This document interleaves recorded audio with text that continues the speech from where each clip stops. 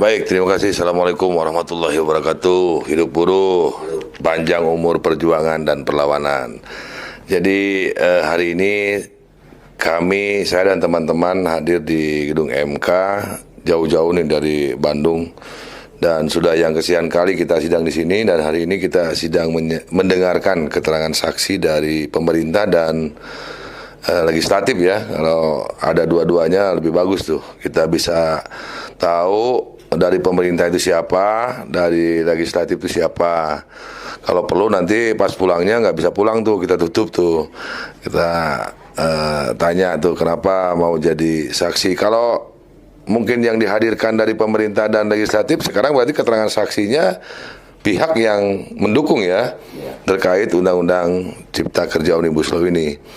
Jadi harapan kami mewakili kaum buruh, pekerja, tidak banyak lah, bahwa sebenarnya pemerintah dan DPR RI ini harus lebih peka terhadap dampak diberlakukan Cipta Kerja hari ini. Di lapangan sudah sangat luar biasa memprihatinkan, kondisi PHK sudah tidak terkontrol lagi, marak karena murah PHK-nya, udah murah nggak dibayar lagi kan gitu. Teman-teman juga sekarang sudah pusing memikirkan masa depan dan jaminan hidup mereka, karena kerjaannya hanya sebulan 2 bulan keluar, sebulan 2 bulan keluar karena outsource, kontrak pun kontrak pendek. Nah ini memang dampak sistemik yang timbul dari diberlakukan Undang-Undang Cipta Kerja. Maka sudah seharusnya dan sepantasnya kami para pimpinan buruh pekerja hadir berjuang, datang ke gedung yang dianggap sebagai gedung konstitusi negara kita, gedung di mana tempat mencari keadilan atas diberlakukannya undang-undang yang tidak adil terhadap kami. Dan harapan kami tidak banyak, majelis hakim yang menangani kasus kita di sini melihat secara arif dan bijaksana, mendengar jeritan kita buruh pekerja, tidak lantas normatif dan lebih mengedepankan pesanan-pesanan penguasa ya, atau pesanan-pesanan oligarki yang tentunya tidak mau Undang-Undang Cipta Kerja ini dicabut atau dianggap tidak berlaku. Jadi harapan kami, saya masih berharap di hati nurani saya pribadi dan teman-teman buruh di Indonesia bahwa hakim-hakim mulia di gedung MK ini masih punya nurani, tetap berpegang pada sumpah jabatannya, yang salah nyatakan salah, yang benar nyatakan benar. Terima kasih dari saya. Wassalamualaikum warahmatullahi wabarakatuh. Hidup buruh. Assalamualaikum warahmatullahi wabarakatuh. Hari ini kita memasuki pemeriksaan ya, saksi-saksi fakta ya, masih dalam saksi fakta yang diajukan oleh pemerintah, yang pada persidangan sebelumnya saksi ahli hukum tata negara dan ekonomi, dan sekarang saksi fakta dari legislatif dan mungkin juga eksekutif. Tadi Bung Daeng mengatakan ditambahkan juga ada saksi dari unsur serikat pekerja. Nah ini betul-betul menampakkan bias upaya pemerintah memecah belah rakyatnya sendiri. Jadi betul-betul tidak ada itikat baik untuk memperbaiki bangsa dalam kabinet rezim sekarang ini. Organisasi-organisasi buruh yang sengaja sudah dimarginalkan dengan melalui konsep pecah belah sebetulnya ini yang dialami oleh serikat buruh dengan mengatasnamakan Omnibus Law, yang memang kondisi serikat buruh kita memang juga dalam posisi yang sangat memprihatinkan dan dimanfaatkan oleh pemerintah untuk memecah belah organisasi serikat buruh. Dan ini akan kita lihat apa memang benar pemerintah menghadirkan saksi fakta dari unsur serikat pekerja, dan ini sebetulnya sangat memprihatinkan secara pribadi maupun kondisional yang ada sekarang ini. Tapi berangkat dari hal semua itu juga kita berharap betul-betul hakim yang ada sekarang ini memposisikan betul-betul masalah ini dalam kepentingan bangsa. Kalau hanya kepentingan prosedural hukum sebetulnya dari beberapa persidangan betul-betul kita diarahkan mau menerima putusan Mahkamah Konstitusi ini. Tapi kita betul-betul bersekuku bahwa ini betul-betul bertentangan dengan Pancasila. Dan Mahkamah Konstitusi memeriksa undang-undang apakah ada kesesuaian dengan Pancasila atau bertolak belakang dengan Pancasila. Kalau ini pun diterima oleh pemerintah, oleh Mahkamah Konstitusi, betul-betul kita sudah dibutahkan dengan aspek hukum, dan Pancasila kita sendiri sudah diabaikan. Jadi Pancasila dan Undang-Undang Dasar sudah menjadi hanya bacaan di tingkat SD, SMP, dan SMA yang akan dikumandangkan hanya sekali dalam 1 tahun, yaitu pada peringatan 17 Agustus saja. Di luar itu akan kembali pada konsep kapitalis dan oligarki. Dan itu yang kita sangat sayangkan kalau itu betul-betul terjadi, dan apalagi yang bisa diharapkan untuk rejim sekarang ini. Dan saya rasa kita mesti belajar banyak kegagalan rejim ini, dan jangan lagi dengan alasan keluarga, saudara, dan sebagainya kita memilih lagi partai-partai yang berkuasa sekarang ini. Stoplah itu. Oh, kita punya saudara, kita punya famili, punya keluarga, dan sebagainya. Kalau kita hanya kembali memilih itu hanya karena kedekatan kekeluargaan, ya hancurlah bangsa ini.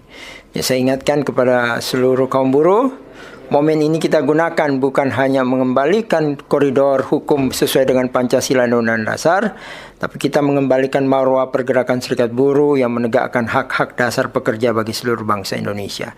Saya rasa itu, Bung Daeng. Singkat dari saya, makasih. Assalamualaikum warahmatullahi wabarakatuh. Kalau kita mencermati persidangan kemarin, saksi ahli gitu ya, saya kira tidak akan mungkin jauh berbeda keterangan fakta dengan ahli yang kemarin. Intinya begini ya. Pertama, saya kira pemerintah sendiri, kalau menurut saya itu adalah dia menafsirkan sendiri gitu ya, tentang masalah bagaimana melegalisasi tentang Perpu Cipta Kerja ini menjadi undang-undang gitu ya. Dan diperkuat dengan dalil-dalil para ahli yang menurut saya adalah sesuka hatinya menafsirkan konstitusi gitu. Padahal sudah sangat jelas ada tafsir tunggal yang saya kira itu adalah harus jadi rujukan dan final. Sepengetahuan saya itu kan hanya tafsir dari Mahkamah Konstitusi itu yang harusnya menjadi rujukan semua pihak gitu loh. Kalau semua orang bisa menafsirkan konstitusi sesuka-sukanya, ya amburadulah negara ini, rusaklah negara ini kayak gitu. Ya untuk apa juga ada MK kan kayak gitu. Berarti ini kan dia Presiden sendiri tidak menghormati MK gitu. DPR tidak menghormati MK. Bagaimana putusan 91 itu ditafsirkan sendiri oleh dan dibenarkan dengan menggunakan para ahli hukum dan lain sebagainya gitu. Nah, termasuk DPR saya kira. Ketika DPR menyetujui Perpu itu menjadi undang-undang, bahkan bukan di sidang pertama, artinya seluruh anggota DPR yang menyetujui itu kan membangkang terhadap konstitusi. Dia menafsirkan sendiri tentang konstitusi, bahkan menafsirkan diri tentang putusan Mahkamah Konstitusi itu sendiri suka-suka dia demi kepentingan-kepentingan dia gitu loh. Nah, dalam persidangan hari ini saya nggak tahu, saya sih nggak ngelihat ada anggota DPR yang diajukan oleh pemerintah, oleh presiden gitu ya, sebagai saksi fakta gitu. Yang ada tadi saya lihat itu kayaknya masih ahli ekonomi, ada juga dari serikat pekerja. Kita dengarkan saja apa nanti yang akan mereka sampaikan gitu. Tapi pada pokoknya saya kira gini, saya dan saya yakin 15 prinsipal yang lain itu tidak akan kaget gitu lah bahwa dalam persidangan kita itu akan menghadirkan saksi fakta dari serikat pekerja, serikat buruh, karena tahun lalu juga dalam gugatan yang melahirkan putusan 91 itu juga kan pemerintah juga presiden mengajukan saksi 2 dari serikat pekerja, serikat buruh gitu ya, dan seluruh kaum buruh Indonesia, rakyat Indonesia tahu siapa saja yang menjadi saksi fakta yang diajukan oleh presiden dari serikat pekerja, serikat buruh. Tahun ini juga nggak jauh berbeda serikatnya, saya kira gitu ya. Nah, ini menunjukkan satu, tadi saya setuju dengan Pak Baso, itu adalah bagian upaya untuk membenarkan bahwa pemerintah itu sudah bicara dengan serikat buruh gitu, meskipun pilih-pilih. Serikat buruh yang diajak omongnya itu pilih-pilih gitu. Yang penting asal gitu, untuk menunaikan tugas yang disebut dengan melibatkan partisipasi gitu. Memenuhi syarat dasar pemenuhan dalam proses undang-undang gitu. Tadi substansinya nggak ada. Padahal pemerintah sendiri, bahkan Menteri Tenaga Kerja sendiri ini yang sangat aneh, Pak. Kan saya bilang, kalau mau libatkan serikat buruh itu ya semua serikat buruh, kan semua serikat buruh nasional itu tercatat dan menteri tahu. Ngapain Menteri Tenaga Kerja itu meregistrasi semua serikat buruh? Ngapain Menteri Tenaga Kerja itu ada LKS Tripartit Nasional gitu loh. Ngapain ada federasi-federasi yang tidak terkooperasi tapi nggak pernah diajak bicara secara terbuka gitu. Seperti yang kita ketahui, tiba-tiba sekarang ketika ada putusan dari ILC atau International Labour Conference ILO Juni lalu, pemerintah sibuk. Ya kan? Menteri Tenaga Kerja tuh sibuk, Pak. Serap aspirasi PP 36 tentang upah. Tapi di dalamnya itu ternyata dia adalah tadi sosialisasi tentang Omnibus Law. Nah, itu kan itu udah jelas gitu loh. Jadi dia tuh akal-akalan, akal bulus lah. Kalau memang serius mau menjalankan putusan MK itu kan diundang aja lah. Kantor Menaker itu luas gitu loh. Kalau nggak punya duit biar serikat buruh yang bayarin, ngumpulin suruh pimpinan-pimpinan serikat buruh itu gitu loh. Kalau saya begitu aja ya. Jadi menurut saya ya memang ini hanya terus-terusan akal-akalan untuk pembenaran-pembenaran bahwa apa yang dijalankan itu sudah sesuai dengan sistem dan mekanisme. Putusan MK aja kan kalau kita menyimpulkan perintahnya A dilaksanakannya C kuadrat. Kan gitu udah jauh dari situ. Padahal jelas saya kira tafsir tunggal terhadap konstitusi itu ada di MK, ada di Mahkamah Konstitusi. Membangkang terhadap putusan MK ya berarti kan membangkang terhadap konstitusi. Membangkang terhadap konstitusi itu berarti pengkhianat bangsa kan? Jadi nggak usah ngomong keluar-keluar jaga NKRI harga mati, Pancasila, Undang-Undang Dasar 45, tapi praktek-prakteknya itu nggak ada yang dijalankan oleh mereka. Justru jadi jualan untuk pembenaran apa-apa yang dilakukan untuk melakukan kejahatan terhadap rakyat, mengkhianati kedaulatan bangsa, mengangkangi apa yang kedaulatan bangsa gitu. Itu menurut saya gitu ya. Jadi sangat menyayangkan gitu. Ya kalau saya dalam persidangan sekarang kita lihat aja. Kita kan sudah dikatakan, kita tidak akan mundur gitu, kita akan maju terus gitu loh.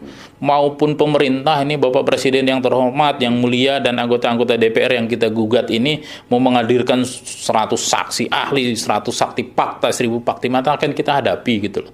Karena kita yakin Undang-Undang Omnibus Law ini adalah undang-undang busuk, ya. Undang-undang yang dibutuhkan oleh rakyat sesungguhnya, dan tidak juga menjawab tentang apa yang dielus-eluskan tentang investasi. Kalau lu benerin investasi ya kenapa nggak lu urusin aja soal masalah investasi itu? Memang apa sih dengan investasi itu? Apakah bisa mensejahterakan rakyat? Apakah bisa membawa negara ini menjadi negara yang maju, yang hebat? Nggak ada Pak gitu. Justru negara ini akan maju, akan hebat itu dengan ketika berani membangun dengan kekuatan kita sendiri, membangun dengan kekuatan daripada sumber daya tenaga produktif rakyat itu sendiri, sumber daya alam kita sendiri. Kalau sekarang investasi semuanya sumber daya alam kita dikeruk gitu. Saya bukan anti terhadap investasi, tapi investasi yang macam mana Bu dulu. Kalau yang cuma mengeruk sumber daya alam, merusak lingkungan gitu ya, memeras, menghisap tenaga kerja murah di Indonesia gitu ya, buat apa gitu loh. Kita ini rakyat ya, kita ini harusnya memiliki kekuasaan, harusnya menjadi tuan di tanah kita sendiri. Kita ini rakyat banyak di sumber-sumber daya alam yang kaya raya kita ini, tapi tidak bisa dinikmati. Karena apa? Menurut saya tata kelola bangsa kita ini yang dikelola oleh penguasa-penguasa yang rusak, ya, yang hanya mementingkan kepentingan dirinya dan kelompoknya, tidak berkhidmat kepada konstitusi, tidak berkhidmat pada kepada Pancasila, tidak berkhidmat kepada rakyat, ya. Pancasila dan Undang-Undang Dasar hanya jadikan tameng untuk pembenaran-pembenaran terhadap apa yang mereka lakukan, yang intinya adalah mengkhianati rakyat, mengkhianati bangsa, mengadaikan bangsa ini. Ya, bahkan kita jauh terperosok kepada jurang, saya kira kemiskinan, jurang kepada kesengsaraan, hutang semakin besar gitu. Yang nanggung siapa sih? Apakah mereka? Enggak, rakyat itu Pak. Kita ini, anak cucu kita ini yang harus nanggung hutang itu. Nah, menurut saya di situ gitu. Ya, saya kira itu Pak Daeng. Terima kasih. Itu tadi yang disampaikan bahwa kita ingin mendengarkan daripada keterangan-keterangan daripada ahli di DPR ini. Kita pengen tahu ini yang hadir ini dari partai mana saja. Saya berharap bahwa PDIP selaku partai terbesar dan pemenang pemilu 2019 yang lalu, sebagai fraksi terbesar di DPR dan paling getol untuk menggolkan undang-undang Omnibus Law ini menjadi undang-undang, itu kita pengen dengar langsung, ya kan. Jangan kita pengen dengar langsung alasan dia mendukung itu apa gitu loh. Padahal dia kan slogannya partai ini pembela wong cilik, ternyata akhirnya malah membela wong licik ini jadinya ini, karena gara-gara undang-undang Omnibus Law konflik agraria meningkat. Kemarin kita lihat itu teman-teman di Batam sana, Kampung Melayu sana, itu gara-gara Omnibus Law. Orang yang sudah ratusan tahun tinggal di situ, sebelum Indonesia merdeka aja udah tinggal di situ. Kok tiba-tiba diusir dengan alasan bahwa ada ini orang ada yang bawa sertifikat dari mana? Wah, hantu belao, pala lu bawa menyan, gitu kan? Ujung-ujung ngaku-ngaku, ya wajar. Jadi dalam kesempatan ini saya mendukung perjuangan apalagi ini rakyat Melayu yang mempertahankan tanah nenek moyang mereka. Pertahankan itu sampai titik darah penghabisan. Udah hajar kalau perlu itu kapitalis-kapitalis, pengusaha-pengusaha jahat yang atas nama konstitusi, atas nama legacy untuk bagaimana mereka merampas hak tanah rakyat. Saya pengen tahu juga ini statement dari Puan Maharani, ketua DPR kita sebenarnya tunggu ini. Saya pengen dengerin alasan Anda, ya kan, membela wong cilik pegang tongkat Soekarno, ya kan? Lu ngerti nggak esensi perjuangan Pak Soekarno? Pak Soekarno itu esensi perjuangan daripada Pak Soekarno itu membela rakyatnya gitu loh. Anti imperialisme, anti kapitalisme. Sementara kamu lakukan sekarang ini pro kapitalis. Memfasilitasi kapitalisme, kasih karpet merah kepada begundal-begundal jahat ya kan, untuk kuasa ini negeri. Jadi aduh, kalau Bung Karno masih hidup nangis dia lihat kayak begini cucunya. Gitu loh. Nangis. Anda ngerti nggak hikmat daripada memang tongkat Soekarno itu? Ya kan? Bagaimana Anda memperjuangkan ideologi perjuangan Soekarno, membela rakyat Indonesia, membela kaum tertindas. Ini Anda sehari ini kan kayak nggak ngerti, jadi jangan sok-sokan lah. Karena Pak Karno itu tokoh kita semua, bapak bangsa. Jadi bapak kita juga, bukan cuma bapak lu aja secara biologis saja, bapak Anda, tapi secara ideologis nothing. Saya nyatakan di sini, Anda sama sekali tidak mewakili ideologi perjuangan Bung Karno. Omong kosong. Ini buktinya Omnibus Law. Omnibus Law ini apa ini? Dibuat direkayasa, ugal-ugalan, brutal, amburadul, asal-asal bikin undang-undang aja, main ketok palu. Udah tahu ini undang-undangnya bermasalah, dinyatakan inkonstitusional bersyarat oleh MK, kemudian buatkan perpu yang isinya tidak jauh beda. Lu kok ngesahkan itu kan goblok namanya, bajingan tolol kalian. Goblok bener, ya kan? Tidak menghormati putusan MK gitu loh. Lah sekarang, ya kan, mau pemilu begini sok-sok bela rakyat. Jadi kepada seluruh rakyat Indonesia itu, ini bukti yang sah bahwa undang-undang Omnibus Law itu yang diusung oleh 7 partai itu yang brengsek itu kan jangan lagi dipilih, ya kan? Anda sama saja tidak dihargai, tidak dihormati sebagai rakyat pemilik kedaulatan negeri ini, ya kan? Harusnya undang-undang itu berkhidmat kepada rakyat, ya kan? Mereka saja di demo aja kabur, ya kan? Katanya kangen di demo, giliran di demo kabur, ya kan? Itu kan pengecut, tidak kesatria, tidak mau berhadapan. Rakyat ini bertanya alasannya kenapa Anda bikin ini, kenapa Anda bikin ini undang-undang Omnibus Law. Selain itu, ya kan, ini giliran datang kabur, ya kan, giliran sidang online, ya kan, nggak berani Anda itu dengan rakyat. Itu artinya Anda pengecut. Orang pengecut biasanya itu salah karena dia melakukan tindakan tidak sesuai dengan hati nuraninya. Harusnya dia sebagai anggota DPR berkhidmat kepada rakyat, malah menjadi pengkhianat rakyat. Sama juga dengan presiden. Harusnya dia berkhidmat kepada rakyat karena dipilih oleh rakyat, malah menjadi pengkhianat rakyat. Ini maka dari itu rakyat ini harus lawan para pengkhianat bangsa Indonesia ini. Warahmatullahi wabarakatuh.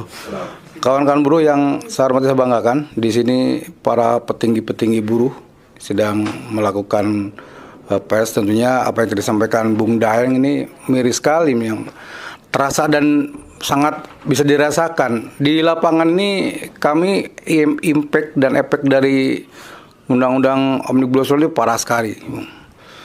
Orang tiba-tiba di PHK dengan rencana efisiensi dengan kompensasi hanya 0,5%. Miris sekali. Artinya undang-undang ini walaupun memang ditolak oleh rakyat, tapi tetap dijalankan gitu. Ya karena ada surat edaran dari Mahkamah Agung untuk tetap mengikuti aturan undang-undang yang berlaku saat ini, ya kan. Nah, artinya undang-undang ini malah petaka buat rakyat pada umumnya. Ya, saya pikir kejadian-kejadian di mana-mana yang kita lihat di media sosial, di TV, udah parah ini. Ini tentunya menjadi gurita bagi mereka yang tujuannya adalah ingin menguasai negara ini, ya. Terutama para kapitalis gitu ya. Nah tadi disinggung Bung Karno itu orang yang higienis, sederhana gitu ya. dan betul-betul membela rakyat kecil, bukan justru menghabisin rakyat kecil.